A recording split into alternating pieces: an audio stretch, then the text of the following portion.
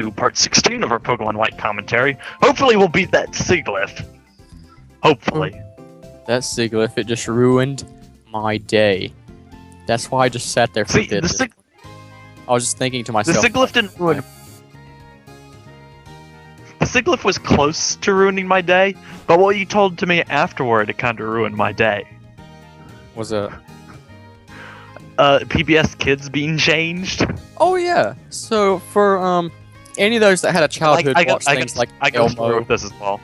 For any people that had a childhood watch Elmo, you know, Sesame Street, Cyber Chase, all those good shows that were educational before we started watching SpongeBob and Brain Dead shows, which are amazing still. They were on a show network called PBS Kids. PBS Kids recently sold out to a company called Rootle. R-O-O-T-L-E. Now, that already sounds interesting in itself, but that means they're also in control of the shows. And they write the scripts for the shows. And the costumes and the way the shows work, and it's starting to become more and more visible every day. See, I don't know the pains that you have to suffer through, but I have my own story about this. Now, I know you don't have satellite. Then again, when you have Netflix and everything else, it really doesn't matter. I don't watch TV. But there used to be a network known as Discovery, the Discovery Kids channel. And on it would be like, there'd be like Truth or Scare, some other shows like that. And it was actually kind of a fun channel to watch. A while back, Discovery Kids got replaced with the Hub. Now, I don't know if you know about the Hub network or blah blah blah blah blah. Never heard of it. It's actually kind of a good. It was actually kind of a good network that showed like a lot of older shows as well as some newer shows. But recently, it got changed back to Discovery Kids. So, I don't know what's going on. It's a flux of money. It's just whoever has the ability to run it at the current time. And that's how channels work nowadays. Speaking of channels. This Sigilyph. Oh, man. Speaking of channels. Speaking of channels, we run a YouTube channel called Wildlands Commentaries. Go hit that like and subscribe. No. Go ahead. Shameless plug-in. I'm gonna come back to that plug-in. But speaking of channels, watch ESPN2. If you don't know what I'm talking about, EVO was like last week, 2 weeks ago. For those that don't know what EVO is a fighting game community tournament, a massive one, where thousands and thousands and thousands of people go to watch professional fighting game players. And it was held in Las Vegas. Now, since it's such a big tournament and it's considered an esport now, it was held on ESPN 2. And I don't know how aggravated by I don't know how much of it was shown on ESPN 2. I just want to say it was probably the last bit, but I don't know. And people were getting it was probably the top 8 of each game they had up there. Which, if it was the top 8, I should have turned it on earlier because I actually wanted to watch Guilty Gear. Because Guilty Gear is hype. Let's just plug in Guilty Gear. But people were complaining that there were games on ESPN when normally on the ESPN2 channel they have things like hot dog eating contests, arm wrestling. Like, why does it matter? No one watches ESPN2 it's good content. For sports. Yeah, I know. And it's sad because I feel like that's a great move for the FGC. It's such a good move. Fighting game community, if you didn't understand that, for anybody watching. But we really need that in our direction. Because I'm a big follower of esports for the FGC. I love everything about it, especially the Smash community. And you'll probably hear me talk about that quite a lot. I follow it religiously. I know everything about it. And the fact that that's being publicized on TV now can bring so much, like, everything from sponsorships to money to income, more viewers. It's very good for it. It's very good. So, like, I don't understand why people are crapping on it. It's just, the people that crapped on it probably like, oh, there's a game on ESPN. Why is there this here? Rage?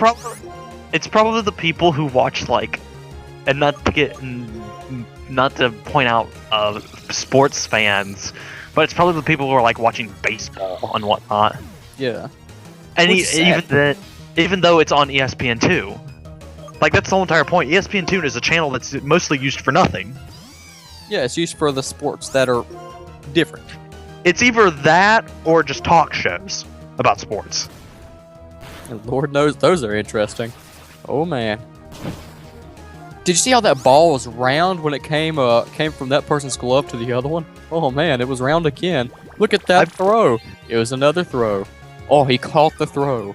I mean, he caught the throw.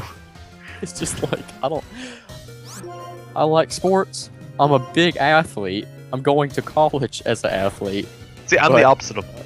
To the same extent, it's not needed. Like, I don't think it's completely needed. And we actually beat the Sigilyph. And it about killed me again. But speaking of the other thing, whenever I hear someone like do a shameless plug, I'm always reminded of Brain Scratch Com's Shadow of the Hedgehog, where Gareth does the stupid plug in his sink. If you remember that joke. Plug in his sink.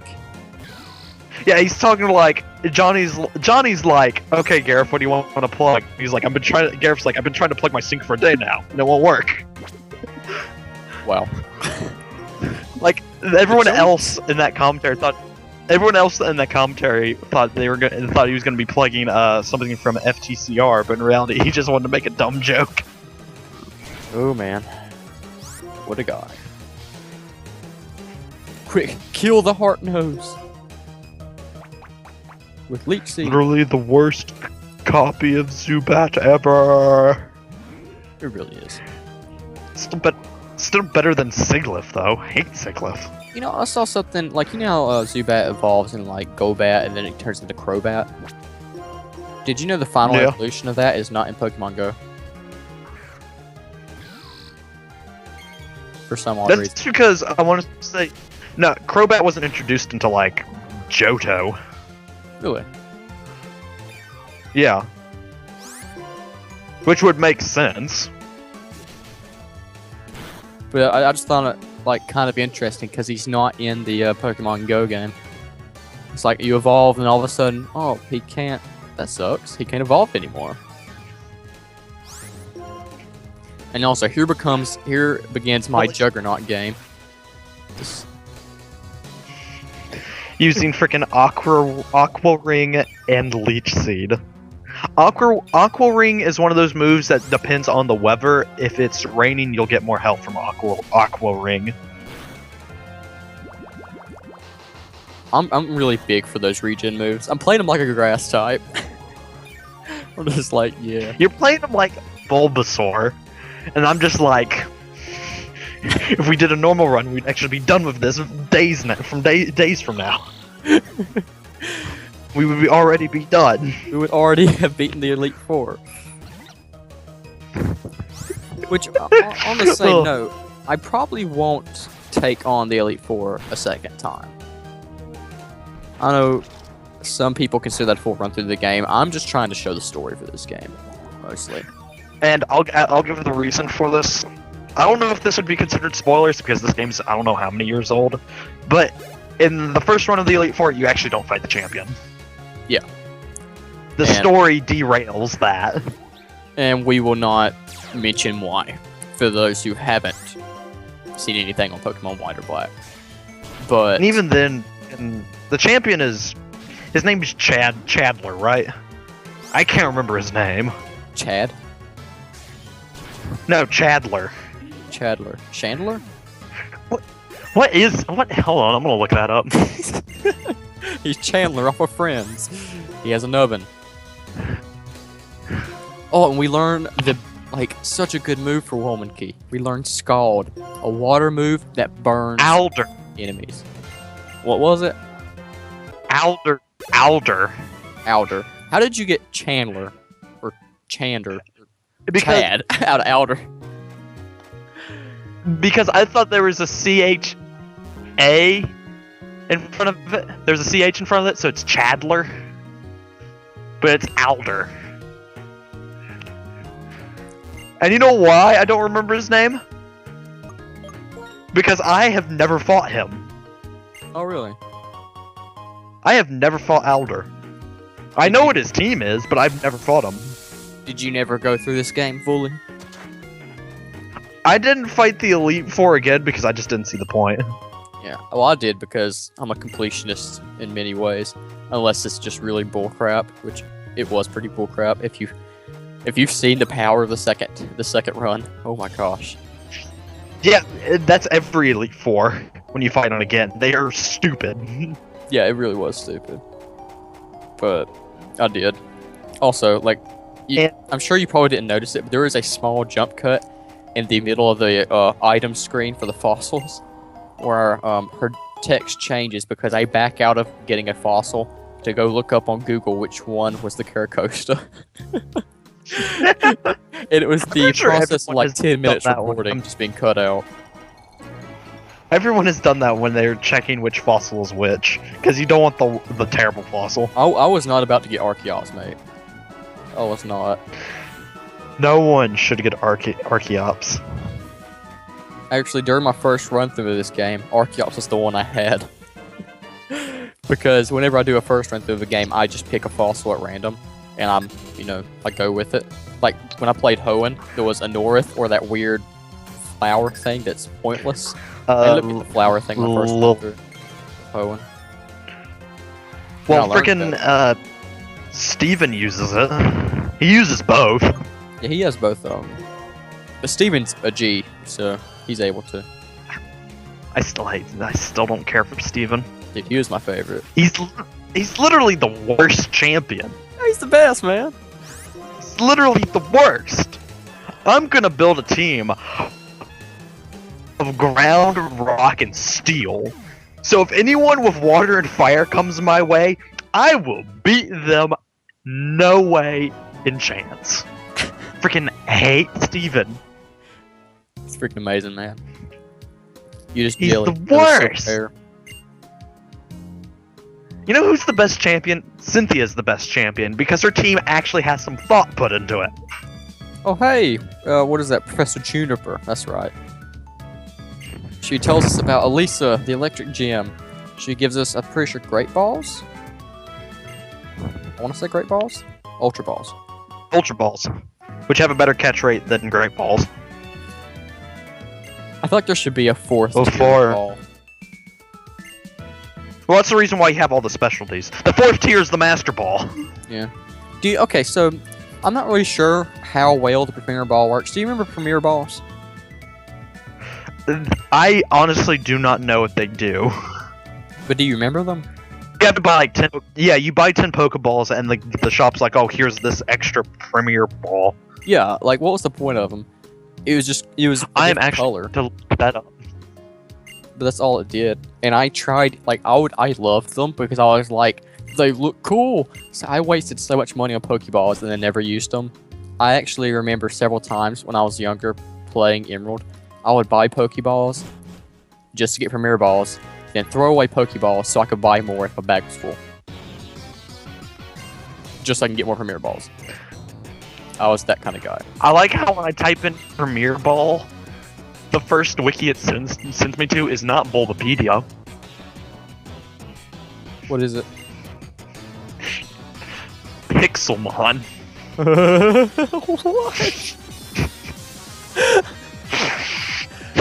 What? Minecraft is a plague. Christ. I am sorry for breathing into the mic like this, but I am astonished. Go ahead and get the awkward. Everything I know is a lie. Turns out Pixelmon was the original game, and this is the mod. Ooh. Like, I don't know if you know this. I don't know. I know the audience doesn't know this. I don't know if you know this, Wildtrap, but I hate Minecraft. I hate Minecraft. Why? I just do. Have you ever played it? No, it's just that I never found the urge to play it, and I don't know why people view it as so enjoying. I used to play it a lot 7 years ago. I played it back 6th grade and 7th grade. when you were a wee young lad. Yeah, and I actually loved it. I played it constantly. Like, I probably put it like way too many hours into that game than I should have. I got to the point where I started modding the game on my old computer. You know how we've had a history of me having bad computers? I blew up mine. I blew up my computer with Minecraft mods. Yeah, I remember you telling them this too. You fire. blew up your computer. Yeah, because I left it on. I played it so long with like the graphics running and all the mods running, like my computer overheated and blew up. That's how bad it got. It kind of reminds me when I used to play Skyrim so much, because I didn't run regular Skyrim. I ran modded Skyrim, so I'd have like Team Fortress 2 weapons and whatnot. I remember going back to it like after I stopped playing for maybe like 3 months, and I was like, okay, I'm gonna go back to Skyrim. I pulled up, and it's like, oh, you can't run this. Some of the mods don't work, and I was just like, I'm gonna have to restart my entire adventure. Yeah. I enjoy this. That's something that I look at too. A lot of people tell me all the time, you need to play Skyrim. It's such a good game. I've never found the interest for it. Not that I hate it, or I hate, like, you know, the game itself, like you hate Minecraft. I never had any urge to play it. Mostly because I never had a system to play it on. But even when I did have systems, I just didn't want to play it. You have to get into the mood to play it.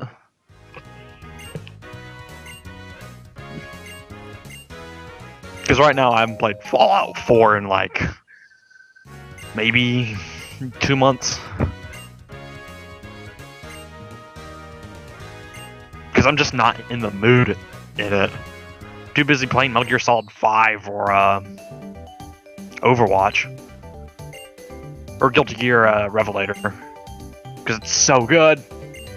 So good. But yeah. That is just that style of game. Because I haven't played Skyrim in like ages. I haven't played it since the Cold Age. I want to say. Age? Or did I just hear Cold that? Age. Huh. No, I said gold. Bold. Okay, I did mishear that. I'm dancing to the music. And then I was plugging Guilty Gear Revelator. I'll have to check that out because, like, I like fighting games, and I'm gonna judge it hardcore immediately upon seeing it. It's either gonna be good or bad. Did you enjoy playing Persona 4 Arena? Yes and no. It's fun. Well, give me the reason. Graphics. Okay, are we talking about Persona?